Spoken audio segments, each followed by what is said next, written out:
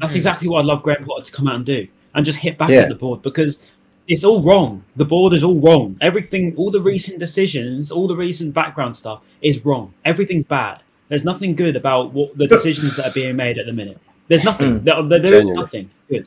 And you can say what you want, but unfortunately, it's true, because there isn't anything good. And that's the trouble that Potter's been left in. The transfer dealings hasn't been good enough, and I saw Sahil put. I was just about to bring this up as well. He goes, I don't understand why Potter hasn't resigned yet. Only signings have been kids who will be ready when Potter's 80. Selling a player that for 50 million, not spending it, which, I don't know, you could say we have spent it, like Mwepu, like 30 mil, Cucurella, blah, blah, blah. Selling a key player in January with no replacements, Ashworth leaving. Our best ever managers being mistreated. And it does makes a big point, especially that one with, like, we're spending money on all these signings that if Potter's here in 12 years or 10 years, then they'll be in the first team.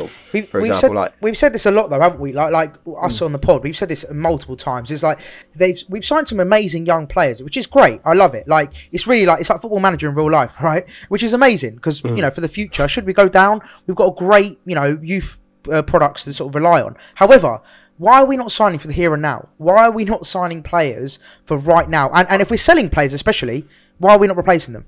On this point of view, like I think the transfer dealings are correct, and we have just come out of a pandemic where as much as we can't use that as an excuse, the club lost a lot of money in that period, so we can't just expect them to go out and spend millions.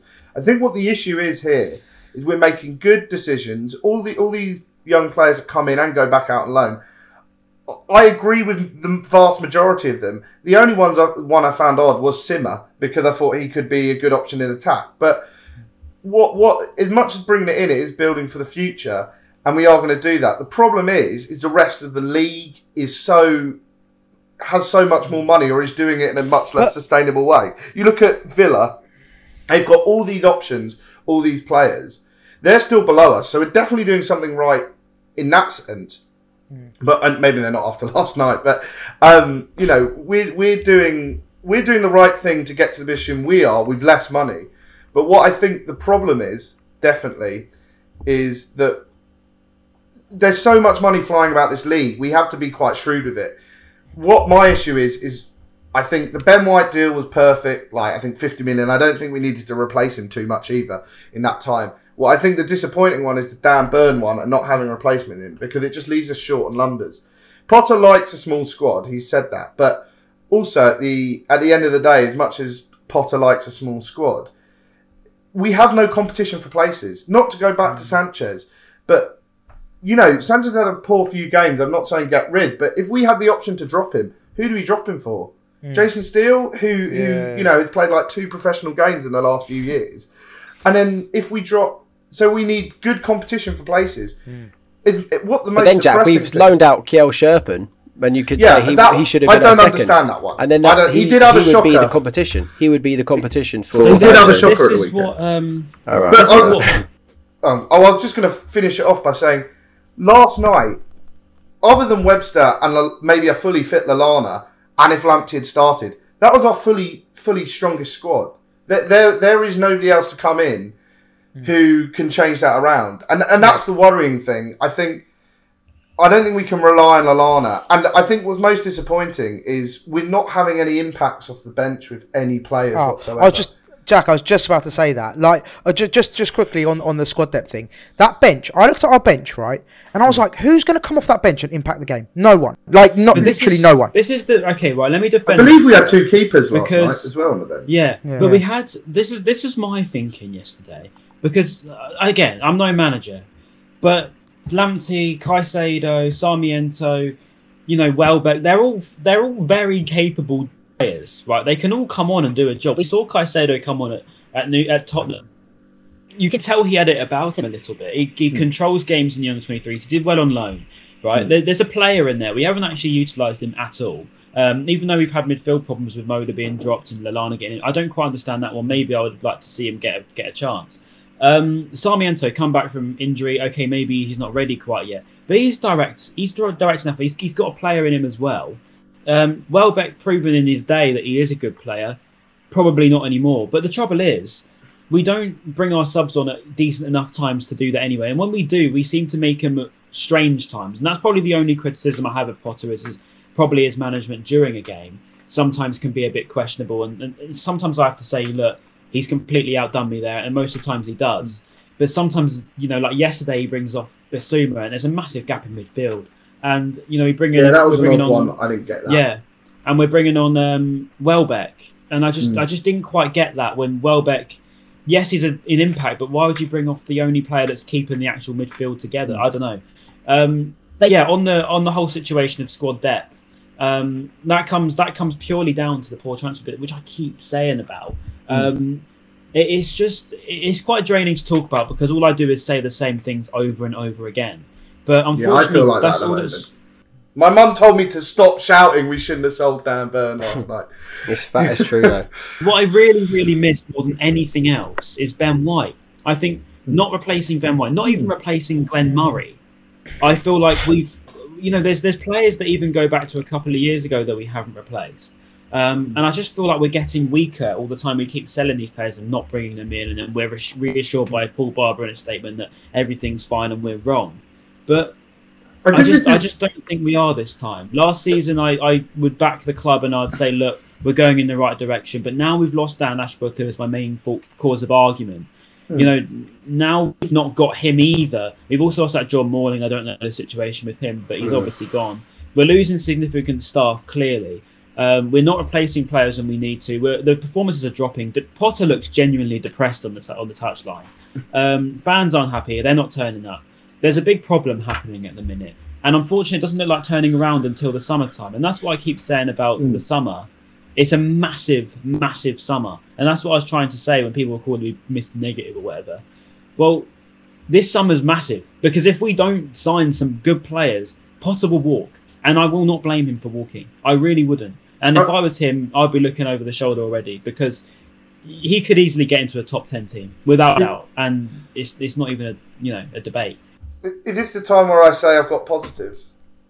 What's your positives? Yeah, so my positives are, I'm trying to be positive about it. I think the players definitely know they're in a bad situation, and I don't think there's any doubt upon the players know exactly what they need to do, which is win a bloody game of football. But we have just got to go to the next game, and I do feel like. And I'm not having a go at the fans, but I do feel like everybody's just got to go into the next game with just win every ball, get after every single thing like that. Because but at the same time, it's hard to support that. But you look at our next game, Norwich. That's suddenly a huge game. We need to win that game. To be honest, as much as is 33 points enough to stay up in previous years? I think we'll stay up purely based on the fact we had a good start to see. Well. Good start to the season or lucky start to the season. It depends on how you look at that. You could analyse that into real big detail, which we could do another time. But for now, we had a best start to the season in our club's history, purely on a points basis, right? That's what's kept us afloat, and I think we will stay up. I can't help but think, and if we got what we deserved, last season we didn't get what we deserved, so maybe it evens itself out, and that's football. But last season I'll balance it out, and I'll say, look, we are really, really good. We played some of the best football in the league, without a doubt. We were top 4 teams in the league last season. It was just the fact we couldn't score to save our lives. And that was evident. And I think maybe if we brought in a big money striker, or even just someone a little bit more proven without spending millions, maybe Ben White would have been more inclined to stay for another year and see how it goes. Because I think that was probably the one real big thing that we're missing. But now we're missing so many parts of our team, and it's sorry on that, Ryan. Like the reason this whole centre back thing, Cucurella used to be a left mid. He kind of played a bit left wing back, and that's what he's good for us. But because we never replaced Burn or White, he's now playing centre back. He's so small. Why? That's just affecting it so badly. And then when we play a back 4. And he's centre back, or even if he's left back, him and Lamptey are our best attacking threats. And when it's a back 4, they're not attacking, and that's where it's going wrong. And like, if we got to play a back 5, going back to that point.